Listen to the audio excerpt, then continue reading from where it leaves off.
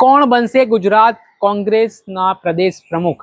કેમ કે હાલ નામ ચર્ચામાં છે. દિલ્હીમાં બેઠકોનું દોર પણ જોવા મળી રહ્યું છે અને આ મામલે પાટીદાર સમાજના જે કોંગ્રેસના નેતાઓ છે તેમની એક મહત્વપૂર્ણ મિટિંગ થોડાક દિવસ પહેલા મળી હતી. ત્યારબાદ હવે કોંગ્રેસના અમરેલીના દિગ્ગજ નેતા વીરજી ઠુમ્મરે આ મામલે કોંગ્રેસના રાષ્ટ્રીય અધ્યક્ષ મલ્લિકાર્જુન ખરગેને એક પત્ર લખ્યો છે અને એ પત્રમાં તેમણે પાટીદાર સમાજમાંથી કોંગ્રેસના પ્રદેશ પ્રમુખ તરીકે નિમણૂક કરવામાં આવે, પસંદગી કરવામાં આવે તે પ્રકારની માંગ પણ કરી છે. અને શું તેમણે તર્ક આપ્યા છે એની પાછળના વિગતે વાત કરીએ. વૈષ્ણવજન તો તેને કહીએ જે પીડ પરાઈ જાનાને રે. નમસ્કાર દર્શક મિત્રો, નવજીવન ન્યૂઝમાં આપનું સ્વાગત છે. હું છું ફૈઝાન. આગામી 2027ની ચૂંટણી કોંગ્રેસ માટે ખૂબ મહત્વની ચૂંટણી છે. કોંગ્રેસના વિપક્ષ નેતા રાહુલ ગાંધી પણ લોકસભામાંથી હુંકાર ભરી ચૂક્યા છે કે આ વખતે તેઓ ગુજરાતમાં ભારતીય જનતા પાર્ટીને હરાવવા જઈ રહ્યા છે. એટલે જ હવે રસપ્રદ અને રોમાંચક જંગ જોવા મળી રહી છે. થોડાક દિવસ પહેલા કોંગ્રેસના પ્રદેશ પ્રમુખ પદ પરથી શક્તિસિંહ ગોહિલે રાજીનામું આપ્યું હતું અને હાલ પ્રદેશ પ્રમુખ પદ ખાલી પડ્યું છે. આને જ લઈને હવે દિલ્હીમાં કોંગ્રેસના દિગ્ગજ નેતાઓની બેઠકોનો દોરની પણ શરૂઆત થઈ છે. થોડાક દિવસ પહેલા કોંગ્રેસના પાટીદાર સમાજના જે નેતાઓ છે તેમની એક મિટિંગ પણ મળી હતી અને પાટીદાર સમાજમાં આ વખતે કોંગ્રેસના પ્રદેશ પ્રમુખના ચહેરા તરીકે મૂકવામાં આવે તે પ્રકારની વાત કરવામાં આવી રહી છે. ત્યારે આ મામલે કોંગ્રેસના દિગ્ગજ નેતા વીરજી ઠુમ્મરે કોંગ્રેસના વિપક્ષ નેતા રાહુલ ગાંધી તેમજ કોંગ્રેસના રાષ્ટ્રીય અધ્યક્ષ મલ્લિકાર્જુન ખરગેને એક પત્ર લખ્યો છે. જે પત્રમાં તેમણે પાટીદાર સમાજમાંથી પ્રમુખ પદની પસંદગી કરવા માટેની વાત કહી છે. સાથે જ જો પ્રદેશ પ્રમુખ પદ પાટીદાર સમાજને મળશે તો શું ફાયદા થઈ શકે છે તે પ્રકારની વાત તેમણે કરતા શું કહી રહ્યા છે તે સાંભળી લો. બોલો બોલો, કેમ છો સર? મજામાં? એકદમ મજામાં. શું છે હવે નવા પ્રદેશ પ્રમુખમાં તમારું નામ ચર્ચામાં છે મોખરે? જોઈએ હવે જી તો હું ખબર પટેલોને આપવા માંગે છે કેમ એની પેલા ચર્ચા થશે પછી નામ જો આવશે ને કોઈ. હા બરાબર છે. તો શું શક્યતા શું લાગે તમને? કાંઈ ખબર ન પડે ભાઈજીનભાઈ. એવું છે? તમે હા પત્ર તો લખ્યો છે? હા મેં પત્ર લખ્યો ને તમને મોકલ્યો પણ છે. આ તો એક ફોન આપી દો કદાચ તો હા તો લઈ લો અત્યારે સ્ટોરી. ઝડપથી કરો કારણ કે હું ગીરમાં આગળ પહોંચવામાં છું આગળ રેન્જ કપાઈ જશે. ના ના ના, 2 મિનિટ. આપણી સાથે કોંગ્રેસના દિગ્ગજ નેતા વીરજી ઠુમ્મર જોડાઈ ચુક્યા છે. વીરજીભાઈ, નવા પ્રદેશ પ્રમુખને લઈને દિલ્હીમાં મંત્રણા ચાલી રહી છે. તમે પણ દિલ્હી આજે પાટીદાર સમાજની થોડા દિવસ પહેલા બેઠક થઈ હતી તેમાં જોડાયા હતા. કઈ રીતની વાત છે, શું રજૂઆત પાટીદાર નેતાઓ દ્વારા કરવામાં આવી રહી છે પ્રદેશ પ્રમુખને લઈને, શું કહેશો? સૌ પ્રથમ તો પાટીદાર સમાજને નેતૃત્વ મળે એવી અમારી લાગણી છે ને એટલા માટે મારી લાગણી છે કે પાટીદાર સમાજ એક એવો સમાજ છે આર્થિક રીતે સદ્ધર છે. બીજા સમાજ પણ આર્થિક સદ્ધર છે, પરંતુ પાટીદાર સમાજ સામ દામ દંડ ભેદ નીતિ સાથે ચાલે છે. એટલે ભારતીય જનતા પાર્ટીએ હંમેશા પાટીદારને કાં પ્રમુખ બનાવે છે કાં પાટીદારને મુખ્યમંત્રી બનાવે છે. કેશુભાઈ પણ પાટીદાર સમાજમાંથી મુખ્યમંત્રી બન્યા, આનંદીબેન ભૂપેન્દ્રભાઈ છે.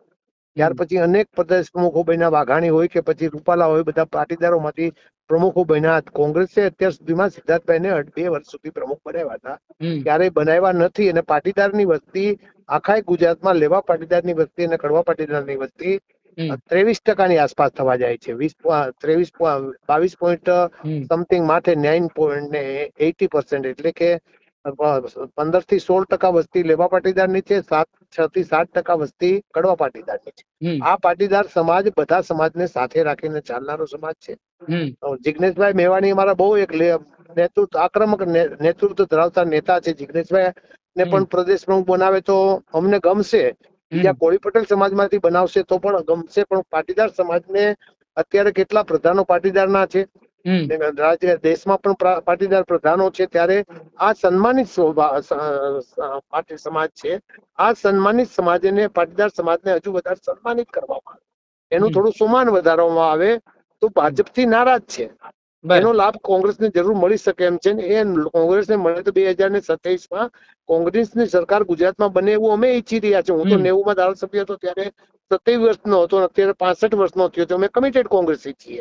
કોઈ પણ પરિસ્થિતિ આવે તો પણ કોંગ્રેસની સાથે જ રહેવાના છીએ. અમે કોઈ સર્કસના ઘોડા નથી જે ઘોડાઓ વેચાઈ ગયા છે, બત્તીઓ જોઈને ઠેકી ગયા એવા ઘોડાઓ છીએ નહીં. રાહુલ ગાંધીને બધો અભ્યાસ છે.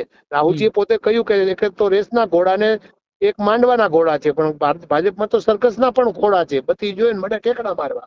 એવા અચ્છા. ઘોડા પાછા અહીંયા ઠેકડા મારવાના છે. એવા હમ. સંજોગોમાં પાટીદારને જો નેતૃત્વ આપે તો હું જિગ્નેશભાઈ મેવાણીનો એટલા માટે દાખલો આપની ચેનલ મારફત ગુજરાતની પ્રજા જાણે એટલે આપવા માંગુ છું હમ. કે વિસાવદરની તાજેતરમાં ચૂંટણી થઈ, કોંગ્રેસ તરીકે ડિપોઝિટ પણ બચાવીને દુઃખ છે. હા, બિલકુલ. ભાઈ ગોપાલ ઇટાલિયા જીતા એ પાટીદાર સમાજ તરીકે, પોતે અપક્ષ લીડા હોત તો જીતી જાત, કારણ કે 6 મહિનાથી ત્યાં જે જો પ્રશ્ન જંગલ ખાતાનો જે ઇકો સેન્સિટિવ ઝોનનો પ્રશ્ન ચાલી રહ્યો છે એનાથી ખેડૂતો ભારે મોટા નારાજ છે. ધારી વિસ્તાર હોય કે પછી અમારું આ વિસ્તાર વિસાવદર એ બોર્ડર એરિયા ભારે મોટો નારાજ છે. એવા સંજોગોમાં 6 મહિનાથી એમની મહેનત થતી, એટલે પોતે અપક્ષ પણ જીતવાના હતા. એ કોઈ આપના કારણે જીત્યા નથી ને આપના કારણે જો જીતી શક્યા હોત તો કડીમાં એને 2000 મત મળ્યા, એ ન મળત, ત્યાં વધારે મત મળવાની જરૂર હતી. બિલકુલ. પણ આપને કોઈ લોકોએ મત નથી આપ્યા, એમને મત આપ્યા છે. એવા સંજોગોમાં હું જિગ્નેશભાઈનો દાખલો આપીને કન્ક્લુડ કરીશ અને ગુજરાતની પ્રજાને કહીશ કે કોટડા એક ગામ એવું છે કે ત્યાં 3 બૂથ છે. ત્યાં લઘુમતી પણ મતદારો કદાચ છે, બિન પટેલ બીજા મતદારો છે, દલિત મતદારો પણ મોટા છે. ભારે મોટી સભા થઈ, લોકો ઠેકડા મારતા હતા, લોકો ફટાકડા ફોડતા હતા, લોકો ઢોલ નગારા વગાડતા હતા, છતાં પણ પેટી ખોલી તો અમને માત્ર 36 મત મળ્યા.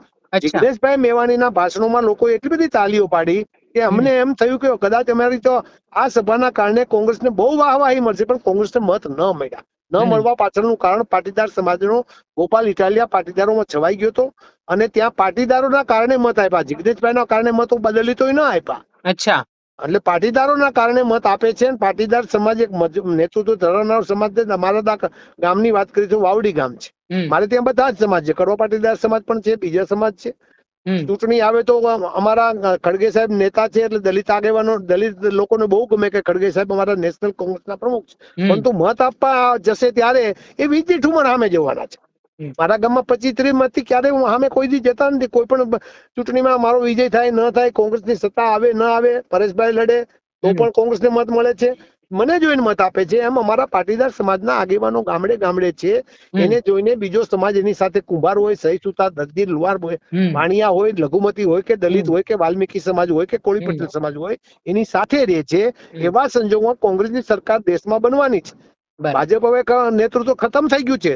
એમાંય નરેન્દ્રભાઈ મોદીએ આ દેશની જે બરબાદી કરી છે, એ 182 મત પાકિસ્તાનને મળે, 11 મત હામાં જાય, સુરક્ષા સમિતિના આખા દુનિયાના એક મેમ્બર પ્રમુખ બને, પાકિસ્તાન બને.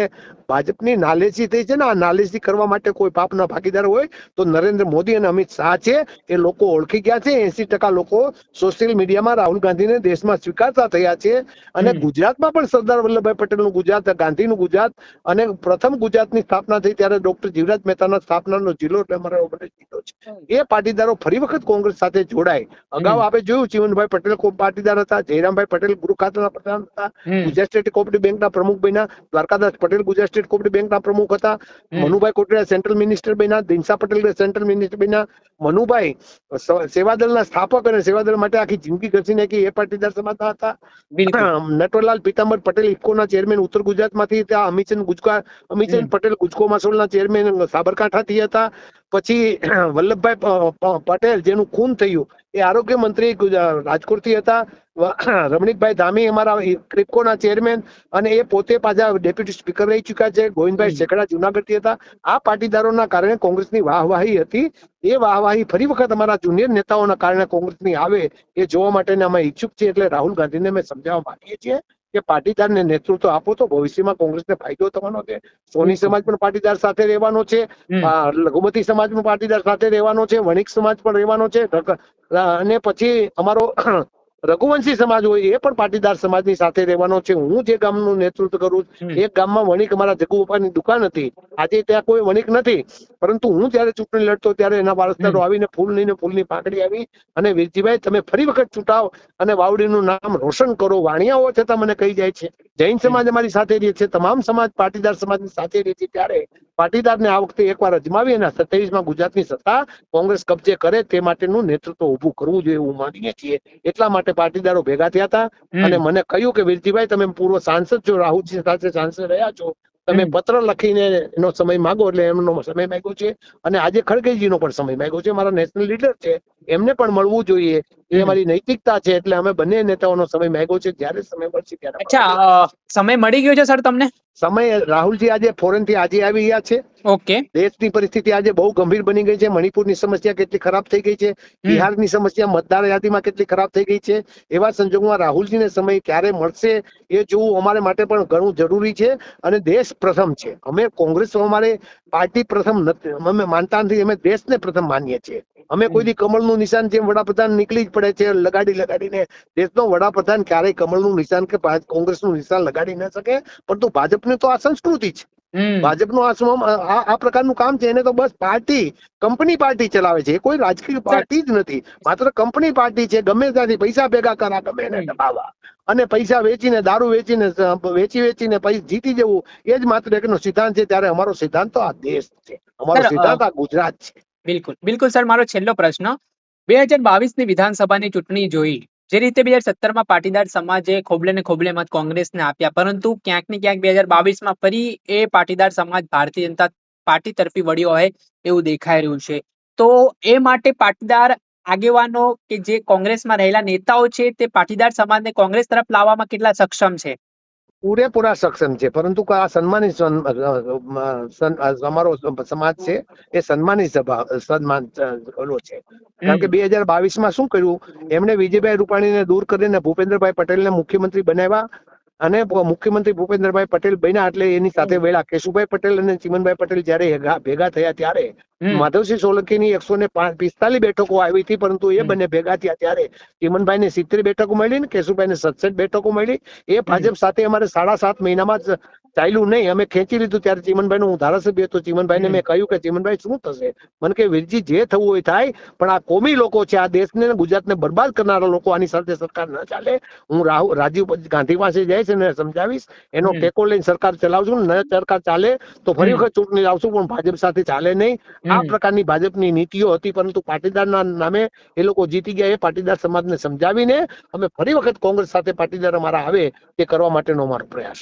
ખૂબ સારા આભાર તમારો સમય આપવા બદલ. આપણે સાંભળ્યા, આ હતા કોંગ્રેસના દિગ્ગજ નેતા વીરજી ઠુમ્મર. હાલ તેમનું જે નિવેદન સામે આવ્યું છે તેમણે જો કોંગ્રેસને પ્રદેશ પ્રમુખ પદ પર પાટીદાર ચહેરો મળે છે તો આગામી સમયમાં કોંગ્રેસની સ્થિતિ ગુજરાતમાં ખૂબ સારી બનશે તેવો આશાવાદ પણ તેઓ વ્યક્ત કરી રહ્યા છે. તેઓ કહી રહ્યા છે કે 18 વર્ણનું સમર્થન પાટીદાર સમાજને રહ્યું છે. સામ દામ દંડ ભેદની જે નીતિ હશે ભારતીય જનતા પાર્ટી સામે કોંગ્રેસના નેતાઓ પાટીદાર સમાજના નેતાઓ અજમાવશે તે વાત પણ તેઓ કરી રહ્યા છે અને ગેરંટી અપાવી રહ્યા છે કે કોંગ્રેસની સ્થિતિ હાલની સ્થિતિ કરતા સારી બનાવવામાં આવશે. 23% જેટલી વસ્તી પાટીદાર સમાજની છે, એટલે તેઓ માંગ કરી રહ્યા છે કે પાટીદાર સમાજને તક આપવામાં આવે. ત્યારે તમામ નેતાઓ પોતપોતાની રીતે દિલ્હીમાં લોબિંગ કરી રહ્યા છે. વડગામના કોંગ્રેસના ધારાસભ્ય જિગ્નેશ મેવાણી પણ પ્રદેશ પ્રમુખની રેસમાં જોવા મળી રહ્યા છે. તેઓ પણ આ મામલે રજૂઆત કરી રહ્યા છે. અમિત ચાવડા જે અત્યારે હાલ કોંગ્રેસના વિપક્ષ નેતા છે તેઓ પણ પ્રદેશ પ્રમુખની રેસમાં આગળ ચાલી રહ્યા છે. હવે જોવાનું રહ્યું કે આગામી સમયમાં શું નિર્ણય રાહુલ ગાંધી અને મલ્લિકાર્જુન ખડગે જે કોંગ્રેસના રાષ્ટ્રીય અધ્યક્ષ છે તેમના દ્વારા કરવામાં આવે છે. દર્શક મિત્રો, આવા જ નવા વિડીયો સાથે આપણે માહિતગાર કરતા રહીશું, એટલે નવજીવન ન્યૂઝ જોતા રહો. વૈષ્ણવજન તો તેને કહીએ જે પીડ પરા